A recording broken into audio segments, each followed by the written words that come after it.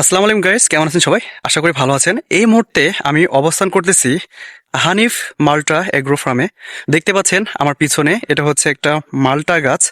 আপাতত একটা গাছেই আছে, আর আমার চারিপাশে যতগুলো গাছ দেখতে পাচ্ছেন এই সবগুলো হচ্ছে মাল্টার গাছ। আমার পিছনে যে গাছটা আছে এই গাছটাতে যতগুলো মাল্টা ধরে আছে ঠিক সেই রকম মালটাই এই পুরো বাগানে কিন্তু ছিল। হঠাৎ করেই এই মালটা চাষ করে আলোড়ন সৃষ্টি করে ফেলেছে এই ভাই। এটাকে এখন বর্তমানে ভাইরাল মালটা বাগান বললেই সবাই চিনতে পারে। তো কিভাবে এটা শুরু করলো, কিভাবে এই চারাগুলো নিয়ে আসলো এবং কিভাবে এই চাষের প্রতি এতটা আগ্রহ পোষণ, সেই বিস্তারিত সকল ঘটনা এই ভাইয়ের মুখ থেকেই শুনবো আমরা এখন। আসসালামু আলাইকুম ভাই। ওয়ালাইকুম আসসালাম। শুরুতে যদি আপনার নামটা বলতেন। আমার নাম মোহাম্মদ হানিফ আলী মন্ডল। ও আচ্ছা, এই পুরো মালটার বাগানটা হচ্ছে আপনার? জি জি, এখানে যে মালটার গাছগুলো আছে এই গাছগুলা দেশি না বিদেশি? এগুলা সব দেশের বাহিরের জাত, এগুলো আমাদের দেশি না।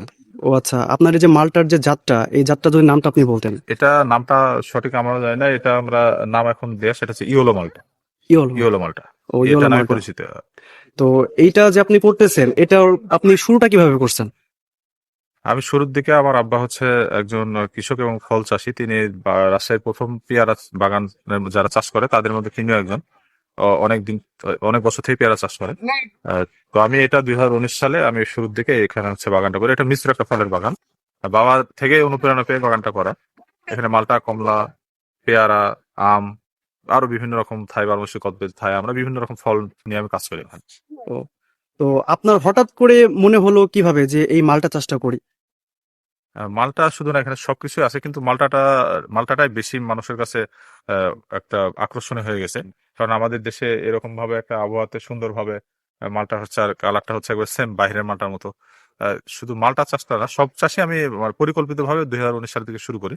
সেখান থেকে মালটাটাই এখন মানুষের কাছে বেশি বেশি চাহিদাপূর্ণ। চাহিদা হয়েছে। তো যখন মালটাটা বেশি ছিল, হ্যাঁ। তখন এখানকার যে ফলগুলো আছে এগুলো কি আপনারা দেশের সব জায়গাতে কি না, পাঠাতে পারবেন? আমার গত 2 বছর থেকে ফল বাইরে কোথাও পাঠানো লাগে না, বাগান থেকে সব সেল হয়ে যায়। বাগান তো থেকে আমরা এখান থেকে অনেক, আমাদের যারা কাস্টমার আছে, আমাদের অনলাইনে পেজ আছে হানিফ মন্ডল এগ্রো ফার্ম নামে।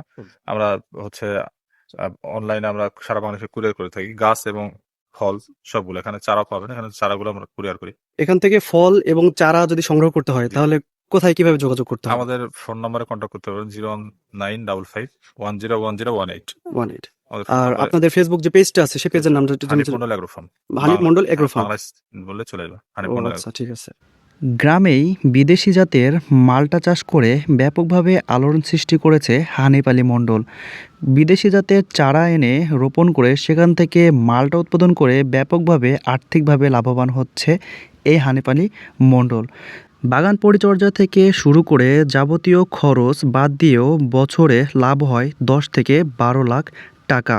দেখতে যেমন সুন্দর, খেতেও ঠিক রসালো এবং মিষ্টিতে ভরপুর। পুরো বাগান জুড়েই থোকায় থোকায় ধরে আছে এইরকম মালটা।